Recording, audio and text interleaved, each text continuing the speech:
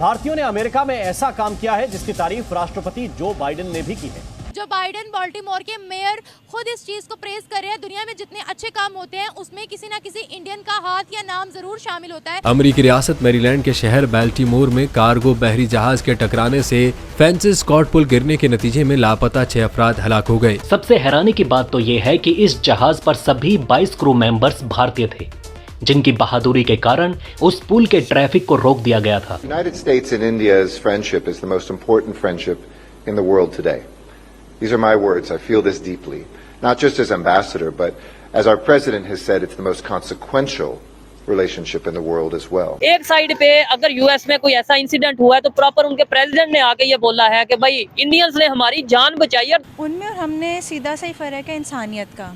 To be very honest, हमारे मुल्क में हमारे अवाम में इंसानियत ख़त्म हो चुकी है और ये बिल्कुल सही नज़र से पाकिस्तानी को एज ए टेररिस्ट चलें कहते हुए अफसोस है, लेकिन ऐसे देखा जा रहा है और दिस इज़ द रियलिटी। एक अरसे से मैं आपको पहले भी बताती आ रही हूँ कि ये शख्स नरेंद्र मोदी बाज नहीं आएगा। इक़्तिदार का लालच इसके अंदर रच बस गया है, ये अंधा हो गया है इक़्तिदार के लालच में, हवस में। ये बहुत इंटरेस्टिंग आइटम है। इसको अगर आप 9/11 के साथ कंपेयर कर लें, हाँ। कि 9/11 में जो एक मसला हुआ था उसमें डायरेक्टली किसके ऊपर इल्जाम लगाया था? पाकिस्तान के ऊपर इल्जाम लगाया गया। अब उसमें उन्होंने पाकिस्तान पे डायरेक्ट इल्जाम लगाया। अभी ये वाला वाकया उन्होंने कहा कि हमारे इंडियंस ने हमारी जान बचाई है। तो आप खुद देखें कि हम इस जगह कहाँ पे खड़े हैं, हमारा इमेज क्या है, उनका इमेज क्या है और उनका इमेज क्या है। देखिए, हमारा तो उनके साथ कोई मुकाबला ही नहीं ना है, ठीक है। हम तो यहाँ, हमारे सामने कोई पाकिस्तानी हमारे सामने मर जाए तो हमें कोई फर्क नहीं पड़ता।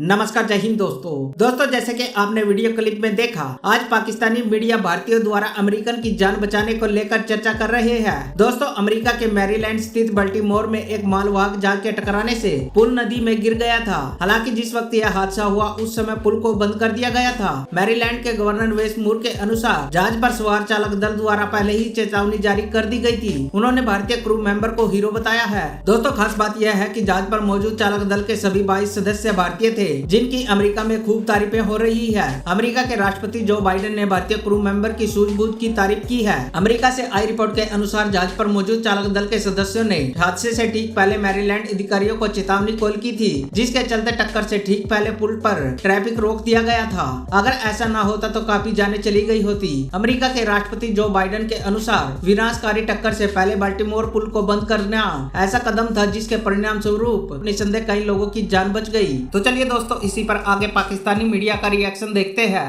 देखें, ये जो स्टेटमेंट थी ये कोई छोटा मिनिस्टर भी दे सकता था और एक कोई ऑफिशियल गवर्नमेंट ऑफिशियल भी दे सकता था, लेकिन इस स्टेटमेंट को उन्होंने जान डालने के लिए प्रेसिडेंट बाइडेन ने खुद ये स्टेटमेंट दी है और ये कोई छोटी स्टेटमेंट नहीं है, क्योंकि उनका जो कैप्टन था वो अमेरिकन ही था, लेकिन वो जो 22 क्रू मेंबर्स थे उनकी वजह से शिप के अंदर वो इंडियंस थे और पहले तो उनके ऊपर अटैक किया जा रहा था, तनकीद की जा रही थी सोशल मीडिया के ऊपर कि ये इंडियंस के ऊपर बहुत ज्यादा अटैक्स किए जा रहे थे। भाई इंडियंस की वजह से हमारा नुकसान हो गया, लेकिन जो बाइडेन ने आके फ्रंट से लीड करते हुए वहाँ पे आकर उन्होंने स्टेटमेंट दी और क्लियर कर दिया। और उसी तरह पाकिस्तान के अंदर एक वाकया हुआ है कि 5 चाइनीज जो हैं वो उनको एक्सीडेंट हुआ, जान गई उनकी 5 लोगों की। और लेकिन चाइना की तरफ से हालांकि हमारा चाइना ब्रदर मुल्क हम उसको कहते हैं और पाक चीन दोस्ती जिंदाबाद शुरू से हम सुनते आ रहे हैं, लेकिन वहां से कोई ऐसी स्टेटमेंट नजर नहीं आई कि जिससे बंदा ये कह सके कि चाइना का जो प्रेसिडेंट है उसने कोई ऐसी स्टेटमेंट दी।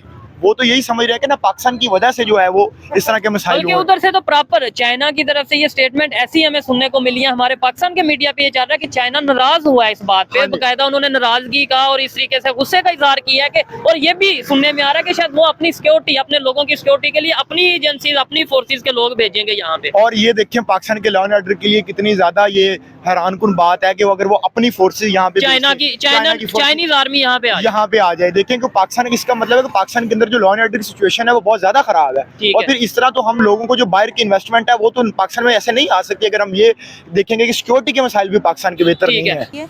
और ये बिल्कुल सही नज़र से पाकिस्तानी को एज ए टेररिस्ट चलें कहते हुए अफसोस है, लेकिन ऐसे देखा जा रहा है और दिस इज़ द रियलिटी।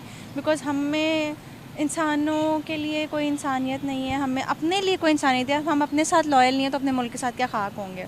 तो जिस भी गंदी नज़र से देखा जाता है, आई बिलीव के बिल्कुल सही देखा जाता है। पाकिस्तानी को टेररिस्ट क्यों बोला जाता है?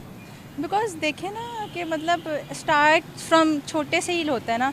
मतलब अब देखें यहाँ पे थोड़ा सा मुल्लाओं का मसला होता है, बम धमाके, शिया मुस्लिम के रफड़ों से ही नहीं हम निकल पा रहे हैं। तो मतलब आई डोंट ब्लेम देम अगर वो हमें टेररिस्ट कहते हैं, because this is the fact. क्या हम पीस प्रमोट करते हैं? नहीं, बिल्कुल भी नहीं, बिल्कुल भी नहीं बिल्कुल भी नहीं करते, बिल्कुल भी नहीं करते। पाकिस्तान में पीस प्रमोट कर रहे हैं हम?